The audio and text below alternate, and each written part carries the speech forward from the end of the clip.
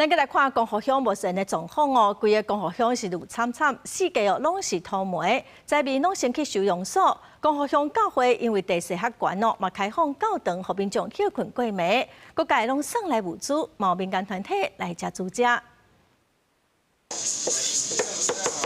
切菜串料都只是无用器器，亲像咧办桌，因拢是民间志愿来煮饭的团体。马太安溪堰塞湖一流第3天，各界善心纷纷涌入，甚至有北部厨师号召各地的中破塞来到光复乡的现场帮忙煮熟食。我们算是领头羊，就是我们会号召，像嘉义的水灾啊，我们也在现场围观大楼、花莲大地震，还有这边啊，我们今天先做保费的方式。啊，如果说等一下我们现在还在他们统计便当，因为我们统计数量给我们就做出去给他们。我们收到的捐赠是不浪费。大人甲囡仔食甲簌簌叫，花莲光复乡的居民得到暂时的安慰。不过因知影家己的厝暂时无法度回去啊。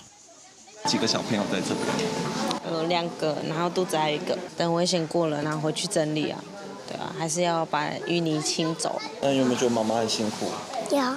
光复乡的教会由于位在高处，所以第一时间呢通知了附近的居民可以来这边稍作休息之外，这边也提供了相关的凉被，让民众可以好过夜。大概有7、8成左右的老人家。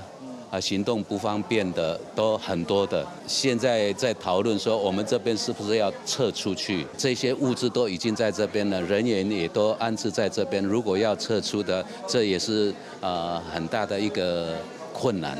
食物、生活用品、医疗资源是摆甲真整齐，各军空运物资也陆续到光复乡。不过土石流甲大水算断加远，虽然平安度过一天，却唔知影当时才会当等到回去厝的迄一天。公司新闻采访报道。